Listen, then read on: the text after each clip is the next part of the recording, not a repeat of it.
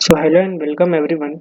आज हम बात करने वाले हैं आईडीएफसी फर्स्ट बैंक के बारे में और जानेंगे इसकी ग्रोथ स्ट्रैटेजी और फंडामेंटल्स के बारे में। सो आईडीएफसी फर्स्ट बैंक जो है वो आईडीएफसी लिमिटेड और कैपिटल फर्स्ट को मर्ज करके बना हुआ एक यूनिवर्सल बैंक है। सो जैसा कि मैंने कहा यूनिवर्सल बैंक, सो आईडीएफसी लिमिटेड और कैपिटल फर्स्ट जो कि एक आईडीएफसी जैसे कि एक इंफ्रास्ट्रक्चर फाइनेंसिंग कंपनी थी और कैपिटल फर्स्ट एक एनबीएफसी थी। तो इन दोनों का मर्जर हुआ ही इसलिए है ताकि आईडीएफसी फर्स्ट बैंक बन सके जो एक यूनिवर्सल बैंक जो जो सर्विसेज प्रोवाइड कर सकता है वो सब करे। सो इन्हें रिटेल और एमएसएमई फोकस्ड बैंक बनना था। That's why in December 2018 IDFC got merged with capital first.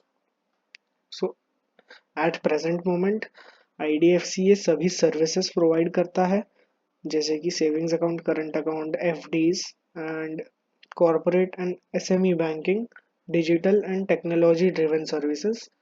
और साथ ही में इन्होंने अभी अभी वेल्थ मैनेजमेंट एंड इन्वेस्टमेंट भी चालू किया है जो कि इनका बहुत अच्छे तरीके से ग्रो कर रहा है and other services like any other bank. So अगर हम इनके कुछ स्टैट्स देखें तो पोस्ट जैसे कि जब ये मर्ज हुआ था दिसंबर 2018 में और अब एज ऑफ 30 जून 2025 अगर हम देखें तो इनकी लोन बुक 15% से ग्रो की है। इनकी डिपॉजिट सिग्निफिकेंटली 34% सीएजीआर से ग्रो की है, जहां की पूरा सेक्टर बैंकिंग सेक्टर डिपॉजिट्स के लिए ढूंढ रहा था, लेकिन आईडीएफसी को इस मामले में कोई दिक्कत नहीं गई। सो सेकेंडली अगर हम बात करें तो रिटेल डिपॉजिट का पार्टिसिपेशन इसमें बहुत अच्छा रहा है एंड सेकेंडली इन्होंने अपना कासा भी मेंटेन किया है जो कि 48% पर है। और अगर हम इसे मर्जर के टाइम से कंपेयर करें तो काफ़ी सिग्निफिकेंट इम्प्रूवमेंट है। और साथ ही में नेट इंटरेस्ट मार्जिन भी आईडीएफसी फर्स्ट के मार्केट के मुकाबले काफ़ी अच्छे हैं और ये इन्हें मेंटेन भी कर रहे हैं। और साथ ही में नेक्स्ट अगर हम बात करें तो मैं एक इनका एयूएम बिजनेस हाईलाइट करना चाहता था। जैसे कि इनका प्राइवेट वेल्थ मैनेजमेंट बुक जो है, वेल्थ मैनेजमेंट बिजनेस में इनका एयूएम जो है 50,000 करोड़ का मार्क क्रॉस कर चुका है इन जून 25, जो कि 5 ईयर कैगर ऑफ 77.4% की है। और इनमें एक बात ये अच्छी है कि इनकी डिजिटल फर्स्ट अप्रोच है। इनका mobile banking app top class है और without any latency and all इनका ऐप अच्छा चलता है और काफ़ी इन्होंने अपने टेक्नोलॉजी पर इन्वेस्ट भी किया है। सो कस्टमर और डिपॉजिट्स एंड लोन्स की अगर हम बात करें, अगर हम किसी भी बैंक की बात करते हैं तो आफ्टर ऑल हम उसके डिपॉजिट्स और लोन्स ही देखते हैं। आफ्टर ऑल वो लोन से ही कमाई करता है अपनी। सो इन्होंने अपना जो है लोन पोर्टफोलियो भी अच्छा खासा डाइवर्सिफाई करके रखा है। लोन्स एंड एडवांसेस में 21% वाई की ग्रोथ भी दर्ज की है इन्होंने। साथ ही में जैसा कि ये एक यूनिवर्सल बैंक है तो इन्होंने रिटेल, रूरल और एमएसएमई लोन्स भी अच्छे खासे बढ़ाए हैं। और होलसेल बुक वैसे कंपैरेटिवली इन्होंने कम की है, लेकिन फिर भी ये एक अच्छा पोर्शन रखता है इनके लोन पोर्टफोलियो में। और माइक्रो फाइनेंस पोर्टफोलियो 36.9% वाई इन्होंने रिड्यूस किया है। इसके पीछे एक कारण है जो कि इनके टोटल लोन बुक का 6.3% था वो अब 3.3% पे ला चुके हैं। एमएफआई के बारे में हम आगे बात करेंगे क्योंकि एमएफआई का स्ट्रेस पूरे बैंकिंग जो बैंकिंग इंस्टीट्यूशंस इस बिजनेस में है सभी को इसका स्ट्रेस झेलना पड़ा है। सो स्ट्रैटेजिक इनसाइट्स में बस यही है कि रिटेल डिपॉजिट स्ट्रैटेजी इनकी बेहतरीन काम करी है एज कम्पेयर टू पीयर्स। सो यही मैंने कहा, लोन पोर्टफोलियो जो है इनका एट टाइम ऑफ मर्जर इनका होलसेल लेंडिंग 86% में चले जाता था। 86% होलसेल लेंडिंग में चले जाता था, लेकिन अब जो है इनका वेल डाइवर्सिफाइड है। होलसेल में भी इन्होंने अपना 19% रखा है। साथ ही में mortgage, vehicle, rural MSME and other retail loans इन्होंने अपना बढ़ाया है, जो कि काफ़ी पॉजिटिव है किसी भी बैंक के लिए इतना डाइवर्सिफिकेशन। सो नंबर्स पर हम बाद में आएंगे and also on share holding pattern also. So NII और एनआईएम किसी भी बैंक की जब हम बात करते हैं तो हम उसका नेट इंटरेस्ट मार्जिन देखते हैं। तो आईडीएफसी फर्स्ट बैंक के केस में जो है इसका नेट इंटरेस्ट मार्जिन अप्रोक्सीमेटली 5.7% है, जो कि क्वार्टर ऑन क्वार्टर बेसिस पे थोड़ा कॉन्ट्रैक्ट हुआ है बट फिर भी पीयर्स के कंपैरिजन में काफ़ी अच्छा है। तो जैसे कि अगर हम इनके कुछ प्रॉफिट्स देखें, जैसे कि अगर हम पैट ही इनका देखें, तो पैट में हमें एक दिक्कत देखने मिलती है, जैसे कि Q1 FY25 में 681 करोड़ का था, वही Q1 FY26 में ये 463 करोड़ का हो चुका है, और Q4 FY25 में तो 304 करोड़ का ही था बस। सो ये इतनी गिरावट इसलिए है क्योंकि इन्होंने अपने प्रोविजंस बढ़ाए हैं। अब प्रोविजंस क्या होते हैं? प्रोविजंस एक ऐसा अमाउंट होता है जो बैंक अपनी बुक्स को क्लीन करने के लिए साइड में रख देता है, अपने डिफॉल्ट्स को राइट ऑफ करने के लिए। अगर कोई भी कस्टमर जो है वो बैंक का लोन चुका नहीं पाता है up to a certain period, तो बैंक उसे provision as a provision consider करता है और उसे अपनी बुक्स को क्लीन रखने के लिए वो उसे राइट ऑफ कर देता है प्रोविजंस को। सो ऑपरेटिंग प्रॉफिट इनका इसी कारण, प्रोविजंस के कारण ही इनका प्रॉफिट पर ये डेंट पड़ा है। अदरवाइज अगर हम प्री प्रोविजनिंग ऑपरेटिंग प्रॉफिट देखें तो वो क्यू ऑन क्यू बेसिस पे तो 23% बढ़ा ही है, लेकिन वाई ओ वाई बेसिस पे भी 19% से बढ़ा है, और एनआईआई भी इनका बढ़ा ही है। और सो बेसिकली एक्सक्लूडिंग एमएफआई इनका सब कुछ ठीक है। और हम अगर एनआईएम देखें तो पीयर के कंपैरिजन में जैसे आईसीआईसीआई का 4.41% है, एचडीएफसी का भी, मतलब ये सब 3.5-4 इस रेंज में ही है। तो अगर हम आईडीएफसी फर्स्ट बैंक का देखें तो 5.7 है, जो कि काफ़ी काफ़ी अच्छा है एज कम्पेयर टू पीयर्स।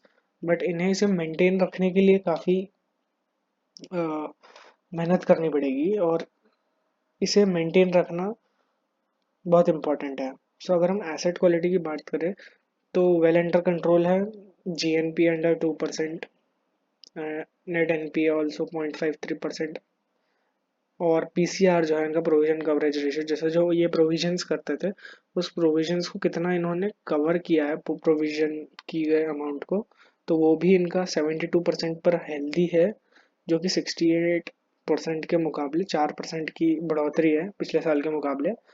तो अगर हम इनका एक्सक्लूडिंग एमएफआई सेगमेंट, अगर हम माइक्रो फाइनेंस सेगमेंट को एक्सक्लूड करके देखें तो इनका जीएनपीए भी अच्छा है, एनएनपीए भी इम्प्रूव हुआ है। So basically overall asset quality जो है इनकी स्टेबल है, but due to micro finance segment इसमें कुछ खामियां है, जैसे कि अगर हाँ, stable SMA1 and SMA2। So SMA1 और SMA2 वो होता है, फॉर एग्जांपल SMA1 वो पीरियड होता है जिसमें 31 से 60 डेज, अगर किसी की इंस्टॉलमेंट 30 to 60 डेज से नहीं आई है तो उसे SMA1 में कंसिडर किया जाता है, और उसी तरह अगर किसी का 60 to 90 डेज में भी इंस्टॉलमेंट स्किप हो जाती है या नहीं आता है प्रीमियम, तो उसे SMA2 में कंसिडर किया जाता है। और अगर वो 90 डेज पास कर देता है तो उसे हम एनपीए कंसिडर करते हैं। सो आईडीएफसी फर्स्ट बैंक के केस में क्लोज ऑब्जर्वेशन ये है कि सिंस दिसंबर 24 हम देख सकते हैं कि मार्च 25 में इनका जो SMA1 और SMA2 बुक जो है वो पीक ऑफ हुआ है, मतलब वो पीक कर चुका है। अब यहाँ से उसके बढ़ने के चांसेस तो नहीं है, यहाँ से या तो वो सैचुरेट होगा and which is more incline towards down. So ये एक अच्छी खबर है, और साथ ही में इन्होंने अपना एक्सपोजर जो है एमएफआई सेक्टर में 6.3% से घटाकर 3.3% कर दिया है। सो बेसिकली एमएफआई इनका जो सेगमेंट है वो इनके लिए काफ़ी प्रॉफिटेबल सेगमेंट भी है। सो ये इन्हें पूरी तरह से तो डिक्लाइन नहीं कर सकता है इस सेगमेंट को, लेकिन हाँ, due to some headwinds in the sector इन्हें ये कदम उठाने पड़े हैं, और maybe in future based on the market conditions and micro economic conditions ये इसे बढ़ा भी दे, होप सो। एंड एमएफआई जो है ये स्मॉल टिकट साइज लोन्स रहते हैं जो कि सेमी अर्बन और रूरल एरियाज में लोगों को दिए जाते हैं, जनरली इसमें वुमेन पार्टिसिपेशन ज़्यादा है। सो दैट्स वाई इसमें डिफ़ॉल्ट के चांसेस भी काफ़ी रहते हैं, लेकिन for banks it is a profitable business, और इसमें मार्जिन उनके काफ़ी ज़्यादा रहते हैं। और अब एमएफआई के लिए जो है गवर्नमेंट की तरफ से एक इंश्योरेंस स्कीम टाइप है जो माइक्रो यूनिट्स के लिए, जैसे कि CGFMU coverage, credit guarantee fund for micro units. तो ये भी जो है आईडीएफसी फर्स्ट ने 72% पर लाकर खड़ा कर दिया एज ऑफ जून 25। तो C G S F M U coverage ratio भी इनका अच्छा है, मतलब इनकी 72% of the M F I book अब इंश्योर्ड है by the government. It is just like an insurance. So cost of funds, now we will talk about the cost of funds.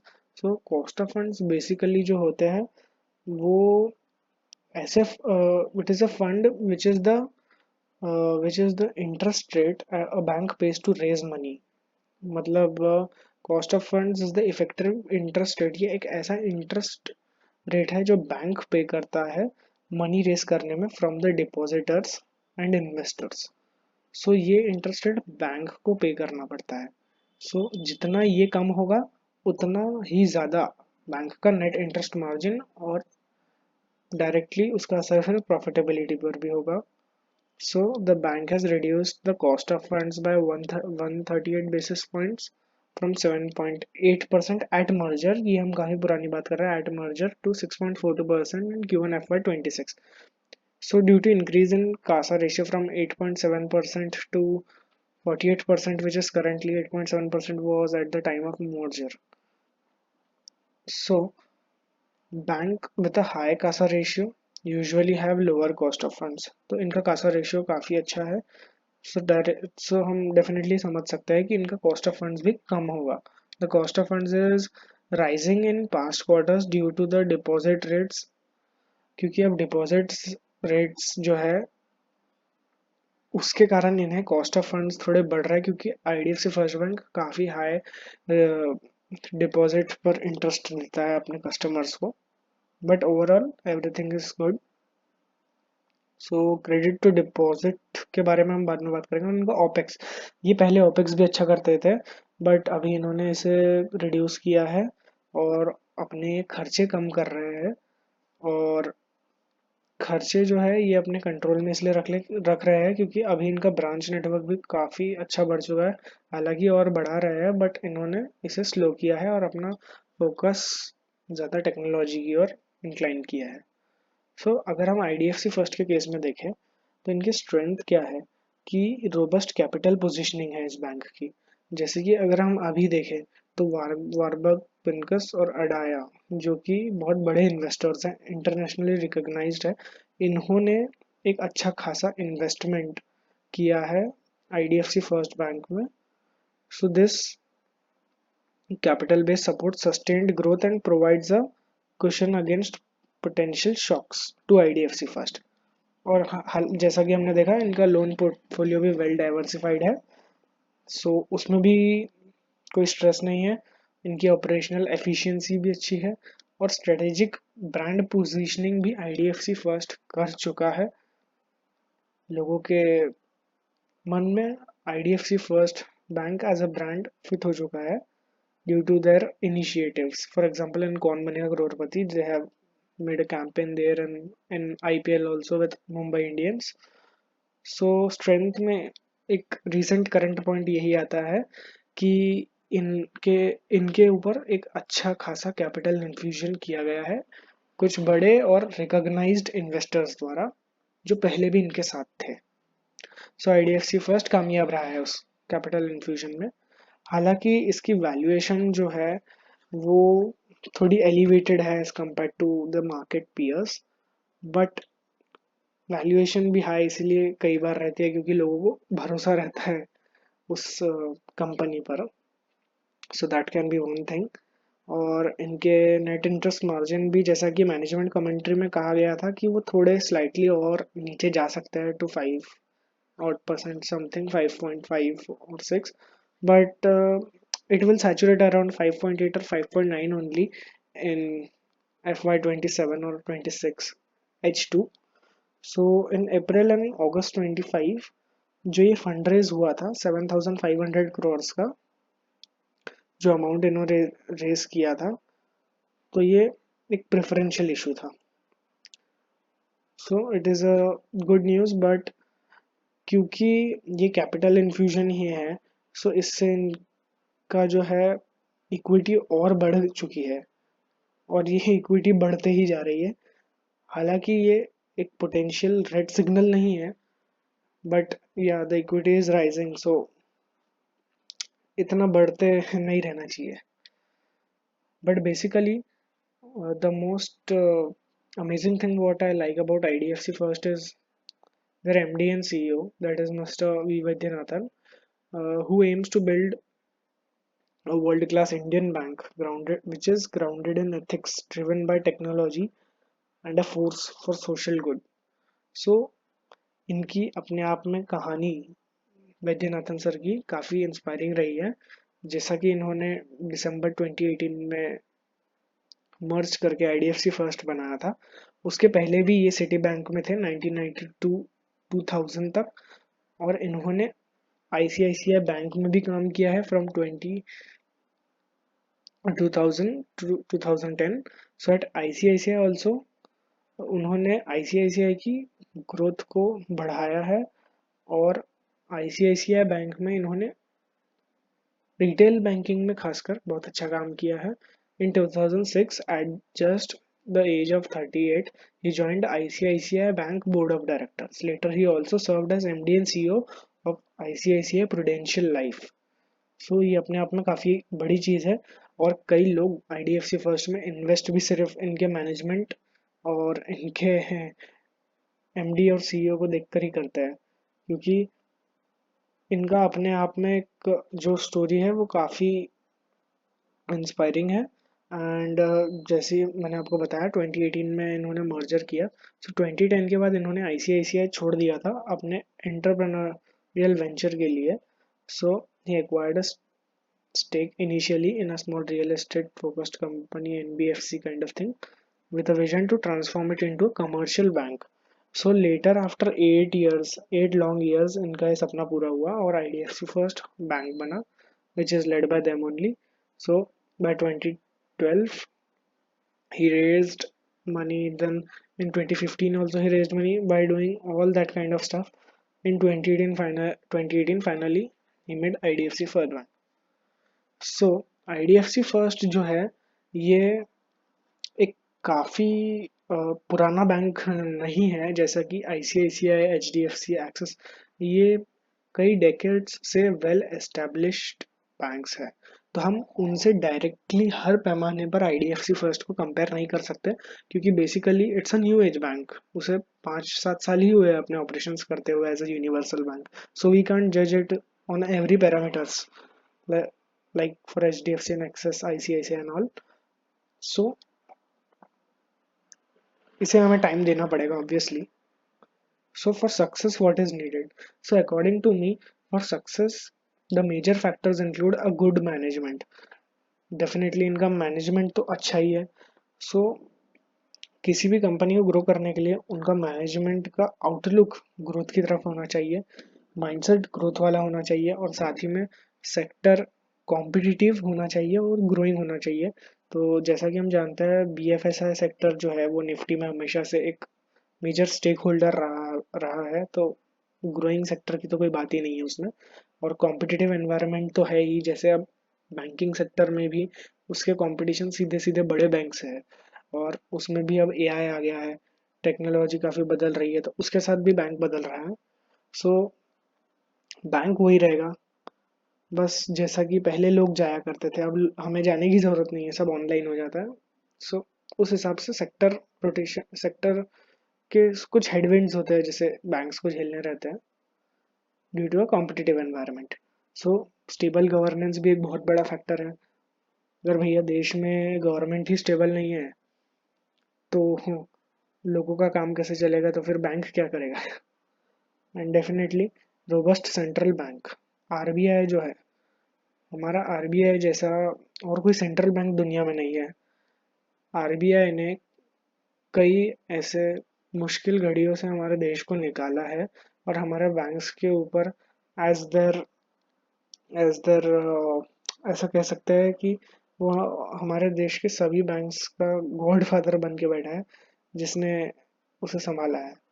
And obviously अगर कोई company है तो उसे अपनी profitability पर भी ध्यान देना चाहिए with respect to revenue. Revenue बढ़ रहा है, प्रॉफिट भी बढ़ना चाहिए। हाँ, 1-2 साल due to sector rotations and all मंदी का भी दौर आ सकता है, लेकिन उससे लॉन्ग टर्म ग्रोथ ट्रेजेक्टरी पर कोई असर नहीं पड़ना चाहिए। सो जो कंपनी है उसे फ्लेक्सिबल भी होना चाहिए to adapt to the changing market conditions, for example which I have given previously about AI. So that's all. And on the disclaimer, this information is only for education purpose only, and it does not constitute investment advice. So readers should conduct their own research and consult a licensed financial advisor before making any investment decision. So thank you very much. But at the end हम एक बार IDFC के chart को भी देख लेते हैं। तो अगर हम 5 साल में देखें तो इसने इन्वेस्टर्स को तो कोई बहुत ज़्यादा रिटर्न नहीं दिए है, लेकिन हाँ कुछ स्विंग ट्रेडिंग के हिसाब से इसने हमें अच्छे पैटर्न्स दिए हैं। सो ऑल दो IDFC फर्स्ट का जो है इन्वेस्टर्स को कोई खास रिटर्न मिला नहीं है, but they should wait and definitely wait, because IDFC first bank एक अच्छे सेक्टर में है, अच्छा मैनेजमेंट है, और अभी तो पूरे बैंकिंग सेक्टर में प्रॉब्लम चल रहा है। एंड इसका रेवेन्यू अगर हम देखें तो ये भी साल दर साल बढ़ा ही है। इसमें तो कोई प्रॉब्लम कभी आई नहीं क्योंकि इनके डिपॉजिट्स अच्छे रहे हैं हमेशा से। हाँ, इनका जो ये है शेयर होल्डिंग पैटर्न भी है, ये अगर हम देखें तो वैसे तो हमें प्रमोटर्स 50% से अब 0% पर दिख रहे हैं, लेकिन अगर हम क्वार्टर ऑन क्वार्टर बेसिस पे जाए तो FIIs भी हमें बिकवाली करते हुए दिखे हैं। लेकिन यहाँ माल किसने खरीदा है? DIIs ने यहाँ पे जम के माल खरीदा है। और रिटेल जो है जैसे कि पब्लिक, ये बढ़ी ज़रूर है प्रमोटर्स के बेचने के बाद से, लेकिन आफ्टर दिसंबर 2024 पब्लिक भी 47% से अप्रोक्सीमेटली 42% पर आई है, जो कि एक अच्छी चीज़ है। एंड बाकी सब तो ठीक है। इसकी जो नेट प्रॉफिटेबिलिटी है, नेट प्रॉफिटेबिलिटी पर जैसा कि मैंने आपको बताया MFI के कारण ही डेंट पड़ा है।